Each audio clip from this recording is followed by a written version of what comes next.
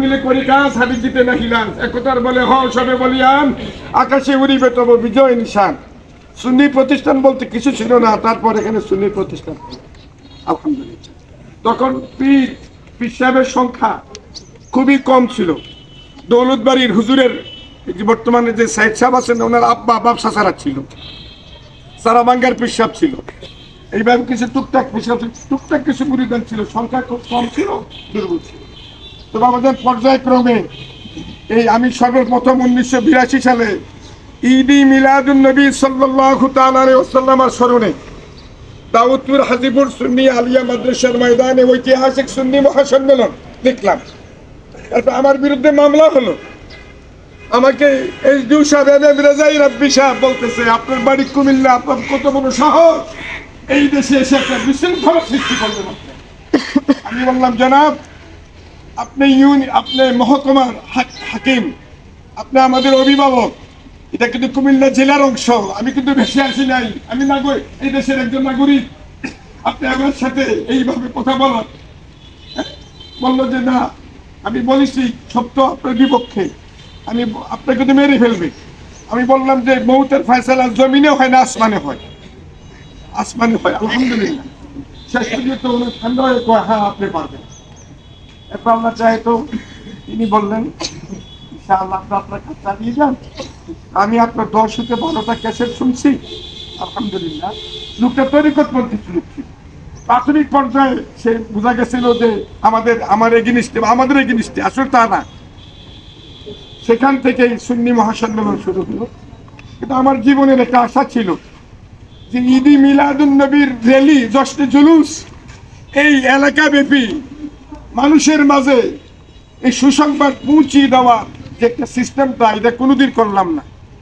মাঝে মধ্যে সংবাদ পাই এখানে র্যালি হয়, খণ্ড খণ্ড র্যালি। চিন্তা করলাম এটাও তো হয়, এটাও দেখবে মানার লাগে।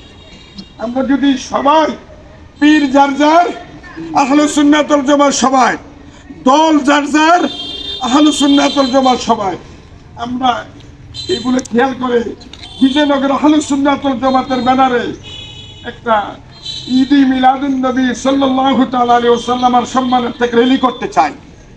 এই নিয়ে আমি দেশ মিটিং দেখলাম। আমাদের মুমিনুদ্দিন মেম্বার সব খতিব সাহেব এলাকা এখানে অনেকেই ছিল, আলহামদুলিল্লাহ সারা পাইলাম। তারপর আমি চিন্তা করলাম পরিশেষে সর্বশেষ যে মিটিংটা আমার শাড়ির ভাড়া করবো, এই শাড়ির ভাড়ার জমিনে আমি না হলে শতাধিক প্রোগ্রাম করেছি, শতাধিক না কয়েকশো প্রোগ্রাম করেছি বাবা। তখন আমি যে প্রোগ্রাম করেছি আমাকে অর্ধেক টাকা পয়সা লাগতো না, হাতের দিকে টাকা নেই। আমি এই দেশে যারা বর্তমানে বিড়ালি করে তাদের অনেককে দাওয়াত করে এই দেশে এনে পরিচয় করিয়ে দিয়েছি যে আমার সুন্নি জামাত স্ট্রং হওয়ার দরকার। তো সেই সুবাদে আগামী করল সকাল 9টায় আমরা আরিয়ল বাজার থেকে জশ্নে জুলুস আমরা বের হব, পায়ে হেঁটে না, মুরব্বীরা কষ্ট হবে, এই আমরা ফিকারের ব্যবস্থা করেছি। এই যে মিলাদুন নবীর ব্যাপারে এই যে পদক্ষেপটা নেওয়া হলো, আপনারা সবাই কি এই ব্যাপারে একমত কিনা? বাবাদের কারা মোহাম্মদ একটু হাত উঠান।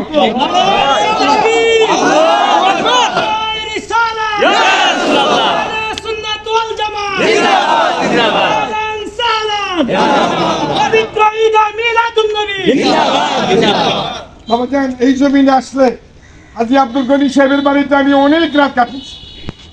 আমি এই বাড়িতে এই জমিনে অনেক বাড়িতে ছিলাম। যারা আমার ডাইনি বামের সামনে পিছনে মুরব্বীরা ছিল, আমার বয়স কম ছিল, কিন্তু মুরব্বীদের সাথে আমি চলাফেরা করি। বাবাজান আমার জীবনের শেষ পর্যায়ে চলে আসছি, আসরের সময় গনিয়ে আসছে। আমি চাচ্ছি দলমত নির্বিশেষে পীর যার যার, আহলুস সুন্নাত ওয়াল জামাত সবার, আমরা আহলুস সুন্নাত ওয়াল জামাতের ব্যানারে আগামী কোন একটা 10টি জুলুস এই বিজয়নগরের জমিনে আমরা করতে চাই। এটা আবারও রাজি, আপনাকে এই কারা কারা রাজি আছেন আবার একটু হাত উঠান তো, সবাই আওয়াজ করবেন আমি এই ছিল আমার বক্তব্য, আর কোনো কথা নাই। আসসালামু আলাইকুম।